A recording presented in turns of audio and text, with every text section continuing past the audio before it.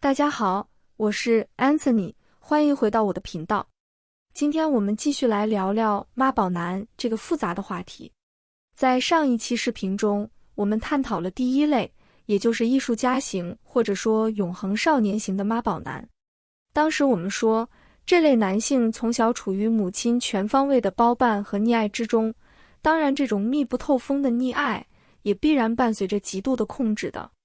我们借用了心理学上的感觉剥夺实验来做类比，说明了当一个人被母爱切断了与真实世界摩擦的机会时，那种由于内心的失重感和极度孤独所引发的痛苦是非常强烈的。一般人的痛苦往往来源于现实的挫折，比如失业、人际冲突或者疾病等等，但永恒少年的痛苦表面上并非由某种明确的负面事件造成的，而是由于长期的孤独和隔离感，导致大脑被迫不断放大微小信号而制造出的惊恐，因而这种痛苦也显得难以理解和抽象。而在亲密关系中，这种极度的敏感通常会显得相当自恋和目中无人。在上期视频发出后，有一位网友的留言让我觉得很受鼓励。他提到我的上期视频是在做一种祛魅的工作，因为真正让人陷入绝望和疯狂的，往往是那些无法被命名、无法落地的悬置的焦虑。我认为祛魅这个词非常好，许多人会将那种心理等同模式给浪漫化，结果是他们虽然很痛苦，也想要摆脱这种痛苦，但又从这种痛苦中获得了一种个性和自我认同。不过也有网友表示，妈宝男的说法太苛刻了，男人为什么一定要赢，要获得世俗意义上的成功呢？但我想，一个人的心理独立与世俗意义上的成功是完全不同的两回事。心理独立仅仅意味着你拥有了成熟的自我，能够为自己的人生和情绪负责，这与性别无关。理清了这一点，我们就可以进入今天的主题，聊聊第二类被母亲过度控制的男性。如果说第一类儿子是因为被包办和溺爱而变得非常自恋，那么第二类我们可以称之为被情感剥削的儿子，也就是他们从小被母亲当作小丈夫使用。因此，这类男性呈现出的面貌往往与第一类截然相反。他们看起来非常温和细腻，甚至带有一种隐隐的母性特质。在两性交往中，他们比较能提供情绪价值，而且经常很同情女性的处境，这种顺从往往被误认为是对女性的尊重。正因如此，现实中很多女性容易被这种带有文弱气质的男性所吸引。但这种温和的底色并非出于成熟的包容，而是源自他们与母亲之间极度隐蔽且深刻的纠缠。我会把这期视频放在心理与教育这个列表内，如果你有任何想找我探讨和咨询的话题，都可以联系我的邮箱预约。首先，这种看似温柔，甚至带点母性光辉的气质，究竟是从哪里来的呢？在中国，它往往来自于儿子从小和母亲结成的一种隐秘同盟。这类被情感剥削的儿子，往往成长在一个典型的家庭模式中，一个极度焦虑和不幸的母亲，配上一个严重缺席或粗暴的父亲。在这样的环境里，母亲往往会把儿子当成情感的唯一寄托，甚至在潜意识里用儿子来弥补自己情欲和情感的空洞。她会不停地对儿子诉苦，控诉丈夫的糟糕或婆媳关系的艰难，她会有意无意地流露出自己是如何不幸，极度需要儿子的拯救。有时候，母亲也会不断制造危机，比如频繁装病，或者表现出极度的无能为力，以此来软化儿子的心，让儿子不忍心，也不敢离开自己。这是一种相当隐秘的操控，因为很多时候，母亲并不是真的走投无路，她其实是有选择、有能力去解决生活中的问题的。但她会有意无意地放弃这些能力，让自己停留在一种无能为力和需要被照顾的状态中。因为母亲的处境确实非常可怜，儿子从小就被迫成为了母亲的情绪容器。在儿子的成长环境里，一个成熟、健康的男性榜样是完全不存在的。父亲要么是一个施暴者，要么缺乏存在感。为了生存，也为了安抚母亲，儿子只能过度地认同母亲的人格。但这首先就导致了一个严重的问题，那就是阉割了自己的生命力。因为父亲被视为是粗暴的、令人厌恶的，所以儿子内心里一方面非常同情母亲，另一方面也极其排斥一切传统性别叙事下的男性气质，比如进取心、力量感、攻击性。他们认为只要自己不发脾气，就不会变成父亲那样的坏男人。他们把正常的自我保护、边界感和生命力都视为某种邪恶的东西。实际上，他们认为一个人有力量本身就是邪恶的，因为他有可能用于欺压别人，而无能为力的状态则因其不会作恶，所以反而是一种高贵的体现。比如一些男生在现实里非常害怕和他人发生冲突，他们总是极力克制自己，以至于哪怕边界受到他人的严重侵犯，他们也不太敢爆发愤怒。他们认为，一旦自己在人际关系中表现出了攻击性，哪怕是为了保护自己而反击对方，自己也会立刻成为一个欺压别人的暴君。于是，为了绝对不成为那个施暴者，个体宁愿成为受害者。这种对于自己攻击性的全面压缩，表面上看是一种温和和隐忍的好脾气，然而这种温和其实是源于对自身力量的恐惧。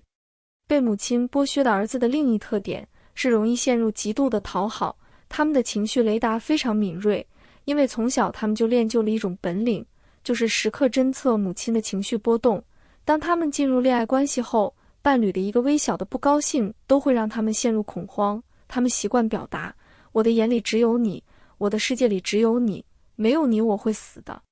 这会让心理健康的女性感到窒息和压抑，因为一个健康的成年人应该有更丰富多样的生活和人际关系，他的生命力应该是向外绽放，而非封闭起来。如果两个人的眼里都永远只有彼此，这将会是一种无趣和无聊的生活。然而，另一些有过创伤的女性却能从这种话语里感到安全，感觉自己是被全然关注着的。因为对于一个极度害怕被抛弃的人来说，一个缺乏稳定自我，像藤蔓一样缠住自己的男人最安全。这个男人的敏感与粘人，完美地填补了女人内心的黑洞。女人感到自己在关系里有着绝对的掌控力，她不再是那个随时会被抛弃的弱者，而是对这个男人拥有生杀大权的女王。然而，他们本质上是在用对待母亲的方式来对待伴侣，也就是顺从和隐忍，却无法提供成年男性应有的力量和边界感。当然，这两种女性的界限在现实中不是绝对的，很多时候是同一个人在不同阶段的感受。即使是一开始感到非常安全和满足的女性，随着关系的发展，也会渐渐地发现令人窒息的一面。因为这种讨好本质上是一种防御机制，他们对女性的体贴往往带着一种深刻的自卑心态。他们并不是以一个强大、独立男性的姿态去和女性相处，而是在女性伴侣身上投射了那个悲苦母亲的影子，以一种我们都是弱者的心态在交往。这种基于同病相怜的体贴和对女性的浪漫化想象，隐藏着一个残酷的陷阱。既然他的爱和共情是建立在弱小和受害的基础上的，那么在这个家庭的权力结构里，谁表现得最悲惨、最弱势，谁就能夺走他全部的同情和忠诚。当他步入婚姻，在处理婆媳关系时，他内心共情的天平会发生倾斜。因为相比于年轻、健康、有力量、有主见的妻子，那个日渐衰老和哀怨的母亲，无疑是更可怜、更需要被拯救的一方。于是，当妻子需要丈夫站出来维护核心家庭的边界时，妻子会逐渐发现，这个在恋爱时还很体贴的男人不仅不会保护自己，反而会转过头来，用一种道德绑架的姿态要求自己去体谅婆婆。他对妻子说的最多的话往往是，我妈很不容易了，你就不能让她吗？干嘛要和一个老太太计较？如果妻子因为委屈而试图反驳，或者指责婆婆的越界和控制，这在丈夫眼里简直就是大逆不道。因为这不仅是在攻击一个毫无反抗能力的弱者，更是在撕裂他和母亲之间那种基于苦难建立起来的受害者同盟。在这一刻，妻子就不再是他想要保护的人了，而是变成了一个欺压他和母亲的加害者。为了捍卫这种深刻的母子链接，那个平日里温顺的男人可能会爆发出剧烈的冷漠和愤怒。这反映了一个普遍的心理现象，那就是基于受害者身份建立的同盟，往往会极大地强化人与人之间的链接。从微观的家庭到宏观的民族主义，我们会发现许多庞大的群体并不是建立在我们的辉煌历史或者成就，而是建立在我们共同遭受过多么深重的苦难和屈辱上。在这个同盟里，外界都是充满敌意的加害者，而母子俩是相依为命的受害者。这种叙事会使成员们产生一种强烈的道德优越感和排他性。如果儿子想要独立，想要离开母亲，去过自己的人生，那就不再是简单的长大成人，而是对同盟的背叛。离开一个强势的父母还比较容易，但离开一个虚弱、哭泣、满身伤痕的母亲，会让人产生深重的内疚感。对于一个心智尚未成熟的孩子而言，他会产生一种错觉，只要自己听话，只要自己陪在母亲身边，不离开母亲，母亲就不会那么难过了，自己就可以将母亲于苦难之中拯救出来。对于儿子而言，这当然是一种令人窒息的沉重压力，但它也是一种极其巨大的诱惑。因为一个弱小的孩子突然成了家里唯一能安抚母亲的人，成了母亲生命里的救世主，这会让他产生一种巨大的权力感和意义感。父亲做不到的事，我做到了，我是母亲生命里最重要、最不可替代的男人。这种通过扮演拯救者而获得的隐秘自恋，让许多人在成年后依然深陷其中。需要注意的是，不要认为习惯讨好的人就没有攻击性。尽管他们的攻击性和愤怒不被允许表达出来，但这些黑色的能量又不会凭空消失，于是他们就只能以一种极其隐蔽和扭曲的方式渗透出来，也就是被动攻击。例如，他可能采取拖延和软抵抗的方式，因为他其实是对母亲有敌意的，但他无法直接表达，所以就把妻子当成了那个需要反抗的母亲，用不作为来让对方感到挫败和失控，从而宣泄自己内心的愤怒。当妻子需要他承担起一些责任，或者面对挫折时，他可能突然在关键时刻掉链子，把事情搞砸，甚至有一种自毁的倾向。在中国家庭里，更为常见的方式就是扮演弱势者，比如在处理家庭矛盾时，他会表现得极度疲惫、委屈，仿佛被妻子的要求压得喘不过气来。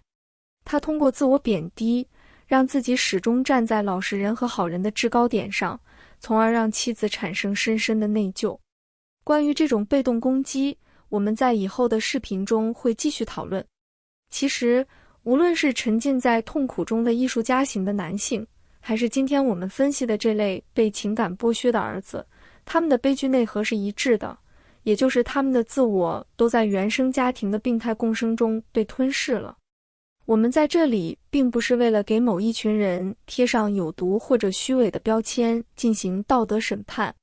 对于这类男性而言，真正的成长是必须鼓起勇气去面对内心那个暴怒的父亲和哀怨的母亲，去重新找回被压抑掉的生命力。对于那些深陷这种关系中感到窒息和自我怀疑的女性来说，看透这层隐秘的控制，是为了放下我们内心的拯救者情节。我们需要承认，无底线的妥协和牺牲是不可能填满一个成年人童年时期的黑洞的。在亲密关系里，停止为他的被动攻击和软性抵抗收拾烂摊子，建立起自我边界，这才是对彼此最负责任的方式。今天的视频就先聊到这里吧。如果你有任何的困惑和问题想和我交流，直接联系我的邮箱就好。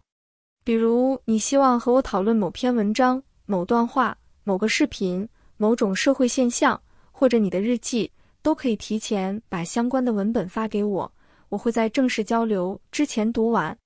或者你希望和我讨论你的人生经历、困惑和情感，都是可以的。如果你对隐私性、安全性、付款和通讯方式有任何疑问，也请及时告诉我。如果你无法付费或无法加入会员，也请联系我，我会提供其他方式，详情请参考这张图片。我会把这期视频放在心理与教育这个列表内，同时也推荐大家去看我这个列表内的其他视频。感谢大家的收看，再见。